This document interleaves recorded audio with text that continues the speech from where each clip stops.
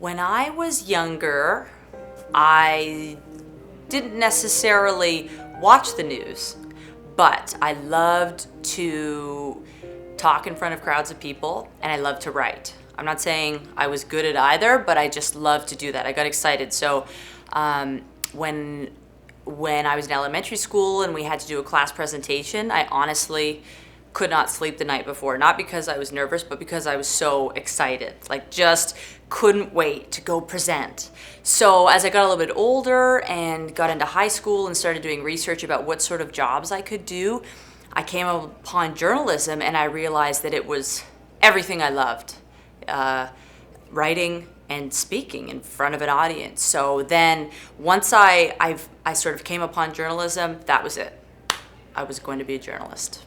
There have been tons of roadblocks along the way. I think roadblocks with my family, kind of asking questions, do you really think you can be on TV? I mean, we think you're great and everything, but this is pretty tough. So I had to convince them that this is something I really wanted to do. Another roadblock was when I got into school. Okay, I'm in a fantastic journalism program. I can't wait to get started. And I realized that I was one of the worst people in my class, which was, I just thought I was instantly going to be good, and I wasn't. So that was nerve-wracking, realizing that, I might not have what it takes. And as I started to work more towards getting better and getting some real great advice from mentors and teachers, if I had to pick one time where it really was a sort of eye-opener, was when I went for this radio summer job interview. And I had been working in AM radio for a bit, so I was getting pretty confident, maybe a little bit too cocky. So I didn't prepare at all for this interview because I thought, I've got this. I've been working in the field, no problem, I'm a shoo-in. And it was the world's most embarrassing interview of my life. There's bombing it, and then there's bombing it.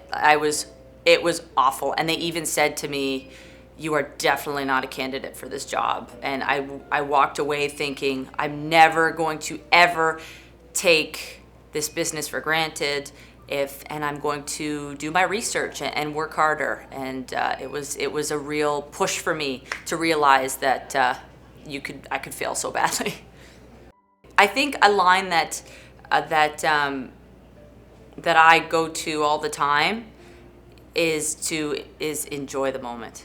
And that comes straight from my mother. Just enjoy it, right? Because it's amazing how years go by and suddenly you've been in a job for 5 years and you just felt like you were the new person. So I think it is important to not just be working for the weekend or, waiting for that next big promotion or something, which is important. You have to have goals. You have to look to the future so you can achieve those goals. But also all the while enjoying the moment right now because it's great.